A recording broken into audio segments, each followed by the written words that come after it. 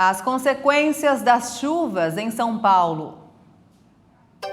Bombeiros confirmam mais 3 mortes em Franco da Rocha, na região metropolitana. As vítimas no estado chegam a 24 pessoas. Ainda há feridos e desaparecidos. Brasil gerou cerca de 2.700.000 empregos com carteira assinada em 2021. Indicador que monitora a intenção de consumo das famílias registra a melhor pontuação desde maio de 2020. Estados Unidos e Rússia trocam farpas em reunião do Conselho de Segurança da ONU pela crise da Ucrânia. O Partido Socialista ganha a maioria nas eleições legislativas antecipadas em Portugal. Agora, no Jornal das 18h30. Olá, boa noite.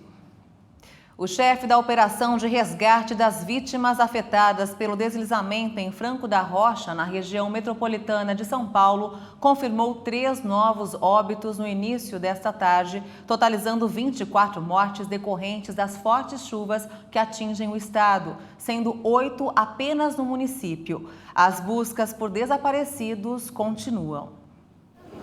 Uma cena que dificilmente será esquecida pelos moradores do Parque Paulista, em Franco da Rocha. Foi um estralo muito rápido e já desceu tudo, os matos e uma fumaça branca. Isso aí foi na hora que a gente correu, que caiu os fios de energia no chão. Eu estava descalço, estava dando choque na pista. Foi muito feio. A pessoa pedindo socorro, o carro por cima de pessoa, desastre. Destruição e mortes. Nossa. Meu Deus! Meu Deus, ai, meu Deus! Assim que o deslizamento de terra aconteceu, este homem, que perdeu tudo na tragédia, não pensou 2 vezes. Arregaçou as mangas e foi em busca de vítimas. Antes que o bombeiro chegou, nós pôde resgatar 6 pessoas. 3 com vida e 3 a óbito. No momento que nós estávamos ali tirando as vidas, desceu mais barrancão. Aí veio o bombeiro, pediu para nós recolher, falei, não, chegou aqui nós primeiro, nós vamos estar ajudando vocês. Ele deixou, ele viu que nós estávamos ali para dar apoio, não para atrapalhar.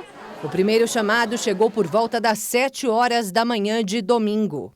O Corpo de Bombeiros foi acionado por conta desse deslizamento de terra, que veio a atingir possivelmente de 4 a 5 casas. Alguns foram tirados dos escombros com vida e encaminhados a hospitais da região. Algumas com escoriações, algumas com fraturas, mas, graças a Deus, com vida. Dezenas de homens do Corpo de Bombeiros e voluntários ainda procuram por desaparecidos. Tem que ter força, porque tem muita gente ainda sumida aí dentro e a gente tem que procurar até o final, até acabar tudo. E enquanto as buscas continuam sem previsão de término, quem sobreviveu, porém perdeu tudo, faz um apelo. Só peço ajuda, né? Não só para mim, para todos nós, que a gente vai precisar ir muito.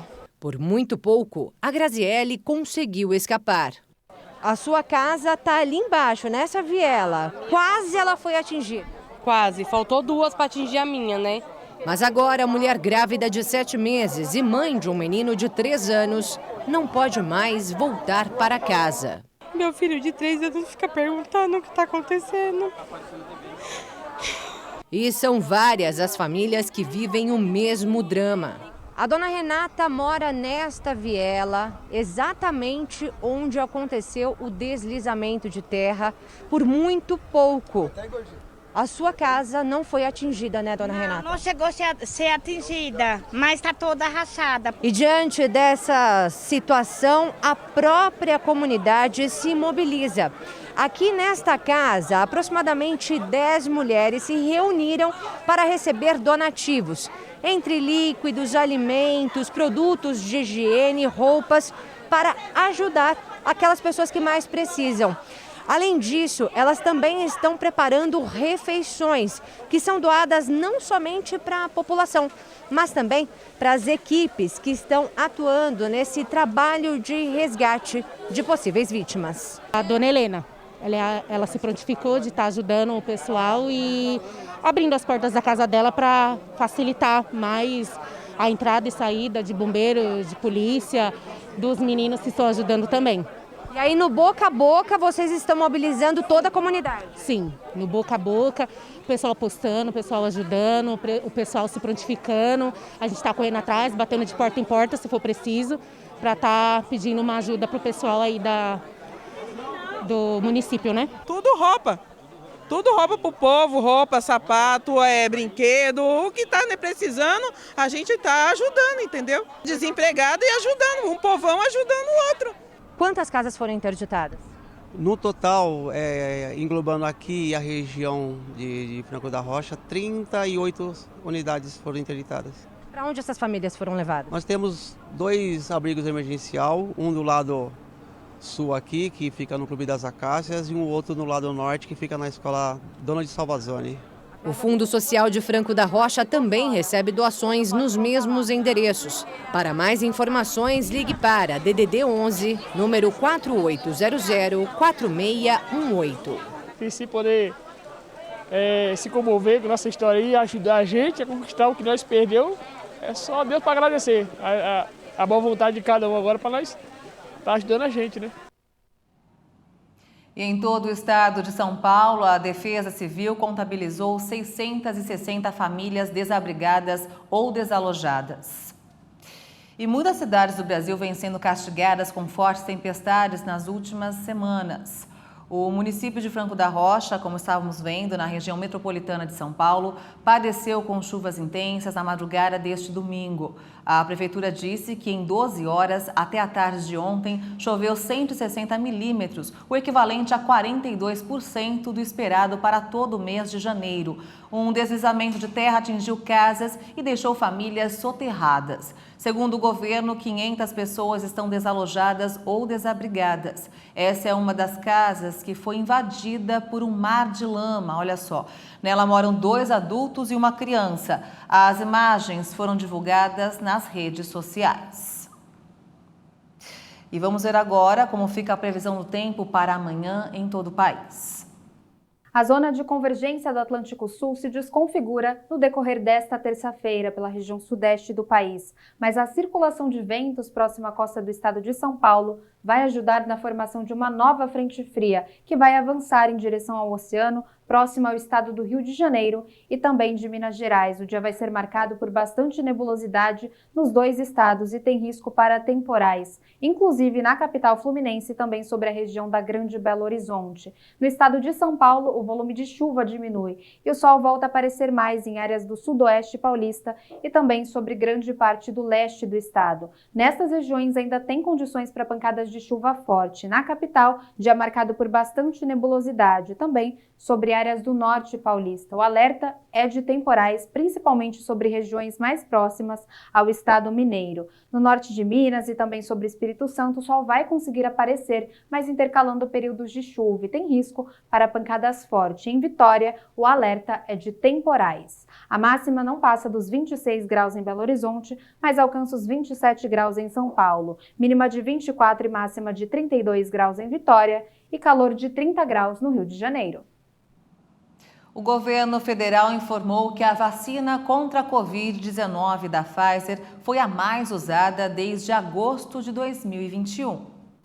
Até 29 de janeiro, a Pfizer representava 83% das vacinas usadas no mês. A Coronavac foi a segunda mais utilizada, em 10% das aplicações. Isso ocorreu porque são os únicos imunizantes permitidos em crianças e adolescentes que passaram a ser vacinados no dia 14 de janeiro. A vacina da Pfizer representou 39% das aplicações no acumulado desde o começo da vacinação, em janeiro de 2021.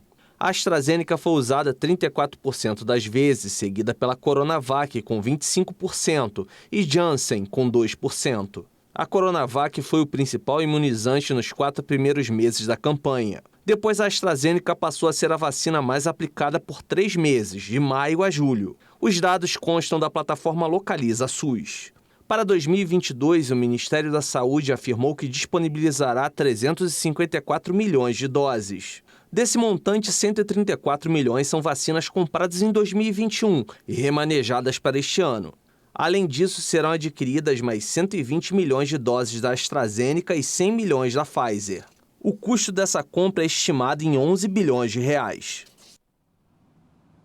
A Associação Brasileira de Navios de Cruzeiros anunciou hoje a prorrogação da suspensão voluntária das operações nos portos do Brasil até o dia 18 de fevereiro. Para a volta dos cruzeiros, é necessário que todos os estados e municípios que recebem as embarcações estejam de acordo com o retorno das operações para atender aos trâmites e exigências dos rigorosos protocolos de segurança estabelecidos pela Anvisa, segundo a entidade. Já a Anvisa recomendou desde o dia 12 de janeiro a suspensão definitiva da temporada de cruzeiros no Brasil como ação necessária à proteção da saúde da população.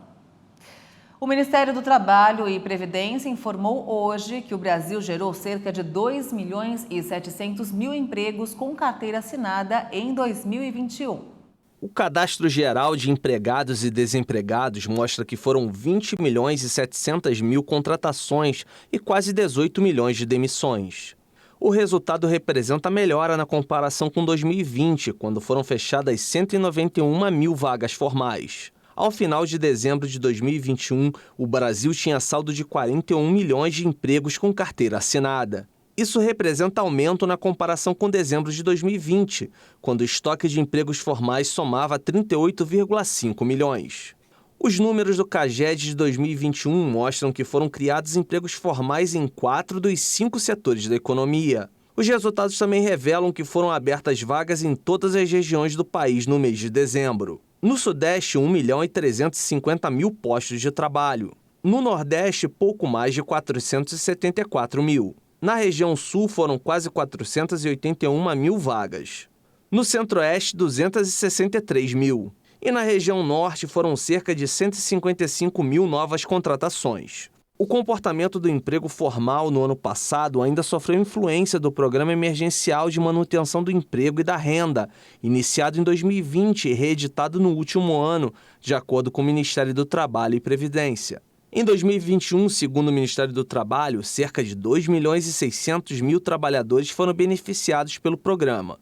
Foram pagos quase 7 bilhões de reais no período. E veja ainda nesta edição, um indicador que monitora a intenção de consumo das famílias registra a melhor pontuação desde maio de 2020. E ainda, Estados Unidos e Rússia trocam farpas em reunião do Conselho de Segurança da ONU pela crise da Ucrânia. Os detalhes em instantes, até já.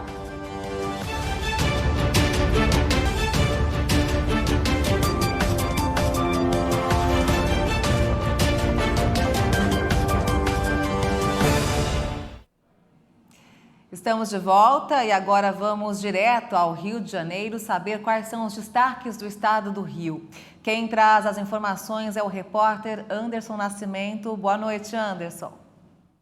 Boa noite, Maria Alice. Bom ver você de volta à bancada. Olha, aqui no Rio, muitas coisas acontecendo. Quero começar com uma notícia sobre economia. Olha, quem teve dificuldade para pagar as contas de água durante a pandemia pode ver uma luz no fim do túnel para regularizar a situação. O PROCON do Rio de Janeiro faz um mutirão para renegociar essas dívidas. Os consumidores querem regularizar e a empresa receber. Para isso, começou hoje o mutirão de renegociação das contas com concessionárias de água e esgoto do estado. Quem tiver contas vencidas da SEDAI, Prolagos, Zona Oeste Mais, Águas do Rio ou boleto atrasado há mais de 90 dias com a empresa Águas de Juturnaíba ou Águas de Niterói poderão negociar os débitos. Algumas das empresas se propuseram a parcelar a dívida em até 100 vezes e, em alguns casos, oferecerem desconto de até 50%. Quem precisa fazer essa negociação, basta levar os documentos de identidade, CPF e a conta de consumo que comprove o vínculo com a empresa, até a próxima sexta-feira, na sede do PROCON, no Rio de Janeiro, que fica na Avenida Rio Branco, número 25, quinto andar, no centro do Rio. Mas também poderá ir até os postos no Poupa Tempo de São João de Meriti, Duque de Caxias e Bangu. Nesses locais, é necessário pegar uma senha de atendimento distribuída das 9 às 14 horas. E é importante ressaltar que para acessar esses locais de negociação, o uso de máscara é obrigatório e a apresentação do comprovante de vacina também. Agora, o Estado do Rio dá prosseguimento à vacinação infantil contra a Covid-19 nesta semana. Divulgada, a gente pode ver a divulgação conforme a Secretaria Municipal de Saúde expôs na internet, o calendário de vacinação. A gente vê que de hoje até quarta-feira, meninas e meninos com 7 anos de idade podem ser levados aos postos de vacinação. E a partir de quinta até sábado, as com 6 anos. Na próxima semana, serão mais 3 dias para aquelas com faixa etária de 5 anos. São 2 doses aplicadas, a Pfizer e a Coronavac, fabricada aqui no Brasil. A Pfizer tem formulação e dosagem específica para o público infantil. Já a Coronavac, fabricada pelo Instituto Butantan, pode ser administrada com a mesma fórmula e dosagem em crianças a partir dos 6 anos. Podem comparecer aos postos crianças de 5 a 11 anos com deficiência ou comorbidade em qualquer dia, mesmo que não esteja definido no calendário. A Secretaria Municipal de Saúde já vacinou 135.600 crianças, das 560 mil que vivem no município. E o Ministério da Saúde antecipou para hoje a entrega de 1.800.000 doses pediátricas da Pfizer e que devem ser distribuídas aos estados durante a semana. E ainda falando de saúde do município do Rio, a boa notícia é que o índice de testes positivos para a Covid-19 caiu de 43% para 24,5% neste domingo. E a quantidade de pessoas internadas por conta do novo coronavírus reduziu de 946 pessoas na semana passada para 532 hoje. Eu fico por aqui, Maria Alice. Amanhã eu volto com mais informações do Rio. Bom jogo para você. Muito obrigada pelas informações, Anderson. Uma boa noite para você e até amanhã também. No mercado financeiro, o dólar fechou em queda nesta segunda-feira, em um dia amplamente favorável a moedas e outros ativos de risco ao fim de um turbulento janeiro nas praças financeiras globais. A moeda norte-americana caiu 1,57% e encerrou o dia cotada a R$ 5,305 na venda. O indicador que monitora a intenção de consumo das famílias registrou em janeiro a melhor pontuação desde maio de 2020, de acordo com a Confederação Nacional do Comércio de Bens, Serviços e Turismo.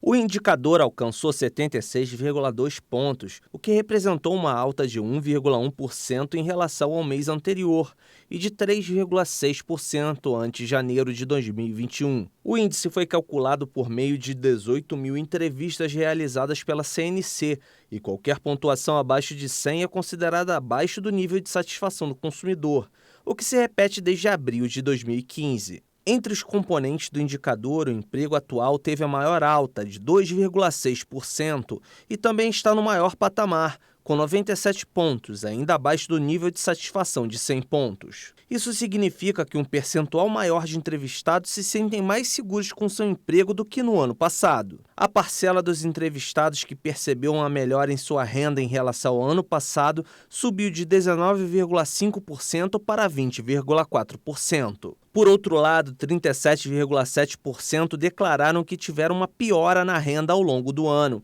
e 41,4% disseram que a renda permaneceu igual. A intenção de consumo das famílias com renda de mais de 10 salários mínimos aumentou 10,5%, enquanto os mais pobres tiveram acréscimo de apenas 1,7%. Rússia e Estados Unidos se reuniram hoje no Conselho de Segurança das Nações Unidas por causa da concentração de tropas russas na fronteira com a Ucrânia, enquanto o Ocidente intensifica as ameaças de sanções para evitar um conflito na Europa.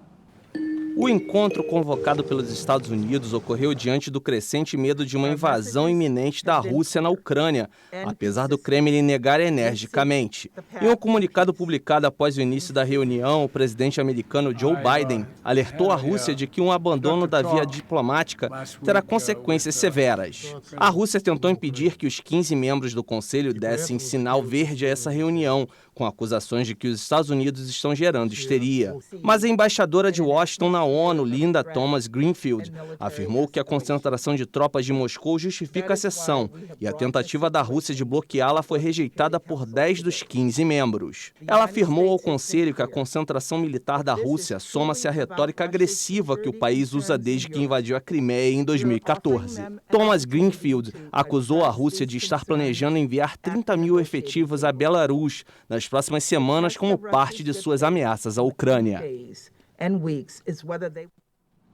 Em Portugal, o Partido Socialista ganhou a maioria nas eleições legislativas antecipadas do país. Hoje, o resultado, que não havia sido previsto pelas pesquisas, é o assunto do momento nas ruas de Lisboa. O primeiro-ministro António Costa tem assegurado maioria confortável e terá carta branca para lidar com a crise econômica e social provocada pela pandemia. Eu sou do PSD. Sou do PSD e votei neles. Achei que o Partido Socialista ganharia, mas nunca imaginei que eles teriam essa maioria. E agora teremos que conviver com isso por 4 anos. Teve que dar 4 anos. Bom, acho que Essa é a vitória do bom senso e a continuidade das políticas que nos trouxeram até aqui. Quero acreditar que este será mais um passo para uma recuperação econômica e social após a pandemia e a crise econômica para todos os portugueses, sem exceção. Para os portugueses, para todos, sem exceção.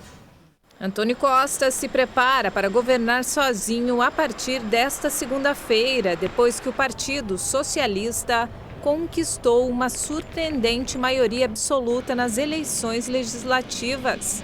As pesquisas de intenção de voto apontavam para uma disputa mais acirrada com o PSD de Rui Rio. Costa tem como prioridade a recuperação econômica pós-pandemia. Com 117 das 230 cadeiras do parlamento, seu partido não vai encontrar problemas para pôr em prática o que achar necessário. E o Jornal das 18h30 termina aqui. Você acompanha outras informações durante a nossa programação. E se quiser rever as reportagens dessa edição, é só acompanhar o canal Hit Notícias no YouTube. Obrigada pela sua companhia, uma boa noite para você e até amanhã. Tchau.